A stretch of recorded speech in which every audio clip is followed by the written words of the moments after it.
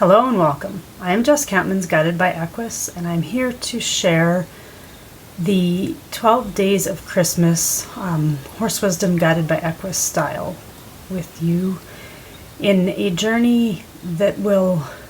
hopefully help evolve and transform your own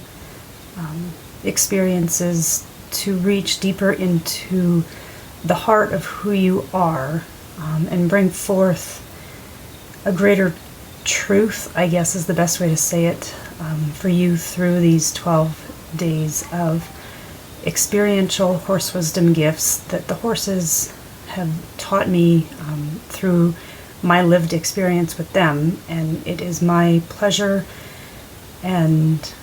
opportunity to be able to share these with you. So thank you for joining me here in this space, guided by the wisdom of the horses. And I look forward to being able to express the deeper universal truths that have helped me evolve as a soul, and that is my gift and blessing, I guess, to be able to share this with the world. So these 12 days are going to be a teaching that the horses have gifted to me, along with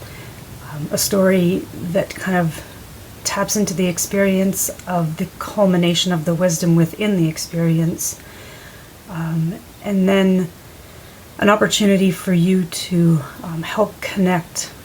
your own experiences of living life that maybe through this share can help you not only understand but connect to that higher perspective or deeper wisdom within your own experience, which is how we grow and evolve as a soul. And if the horses have helped me with anything, it is that when I have been lost in life, they've helped me find my way back to a more authentic version of who I am, which is that authenticity is connected to who we are as a soul being in this human experience. And so originally I thought that Guided by Equus was all about the horses, but it's actually what I've come to understand. It is how the horses help return us and restore us to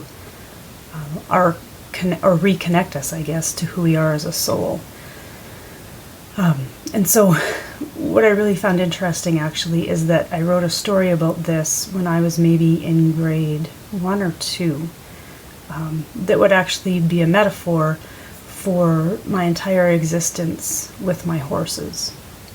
And back then I had an Appaloosa horse named Apache Legend, and I called him Sam. And the story that I wrote kind of goes like this, if I can give enough description to hopefully entail the essence of the story. I was out in the pasture with him, and it was a blizzard, and I couldn't even see my way back to the barn. So I climbed up on his back, and I let him lead me back to the barn because I couldn't see, but I knew that he would bring me home. And when I had kind of, because I've recently started journaling again, and so when I actually was journaling about the horses have helped me find myself, and then I remembered about this story that I wrote, and Sam himself was a catalyst in a number of pieces of my early childhood that actually created my woundedness, which is the thing that through these many years of being initiated by the horses helped me come back to that wound and see it for what it really was. But I love that I wrote the story about that trust in, first of all, him,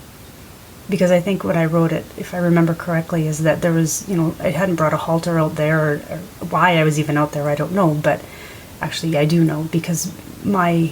everything that I loved existed within the space of the horses, and so I always found myself there growing up, because I didn't feel like I fit into the human world, and I didn't feel like I was understood, and so my safe space, my place where I felt connected was with my horses. So I'd often wander out there, and I think that's how the story kind of got started, was that I was out there on a winter day, and then the sky shifted and this blizzard came in, which kind of speaks to the eye of the storm. Not necessarily the eye of the storm, the metaphorical storms that roll through our lives, and we can't find our way out of them or through them. It's actually by the experience of them that we are changed, and that my trust and my safety net and my ability to find my way back to home, my sense of safety and security, was with my horse, and that trust in his ability to navigate the environment and to know where he was going, and to just let go of all sense of everything that I knew, to trust in him to guide me home. Actually, this is kind of bringing tears to my eyes. It was a metaphor for my life, even though I didn't know how powerful that story would actually become throughout my life. And so with day one and the gift of the first day of Christmas is tuning back into something that was your experience, that was kind of an onset for what the metaphor of your life became. Because if everything that I know to be true about all of these experiences that I've had, along with all of the experiences that my clients have had and my family has had and my friends have had, there's always these epiphanies that kind of come to us, though we don't know it at the time. But when we are able to look back on the bigger picture of it all, it's like a prophecy for what was going to be the story of our life. And what I also know is that it might not come to your awareness right now as you're watching this video, but if you just give yourself time and space to allow it to rise up into your consciousness, just kind of the same as this story. I used to love writing stories and illustrating them. My illustrations kind of left something to be desired, but it was the creative process of bringing these stories to life that my hopes and dreams were interlaced with, and they all had to do with horses. That's my dog in the background. They all had to do with horses, and it was that led me on this journey of discovering myself through my horses, that actually is helping enable me to become this calling of my soul, which is to help guide others through this process to find their own reconnection points to who they are, and that bigger purpose that drives many of us in this lifetime, to not only enable ourselves, but to become a leader for, and I don't even like to use the word leader necessarily, but I guess to become a leader of self, and by doing so,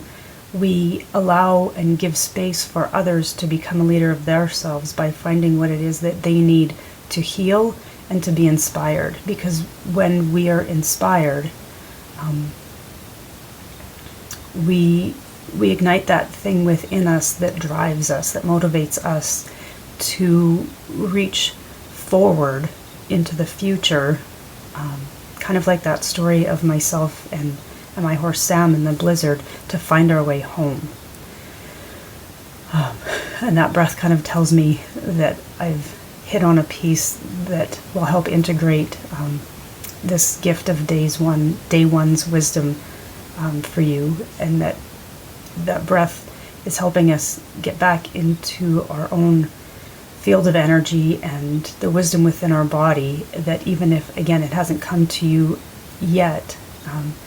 this story that is already part of your existence because you're here, was ignited way back when, at some point in your life, and is actually calling you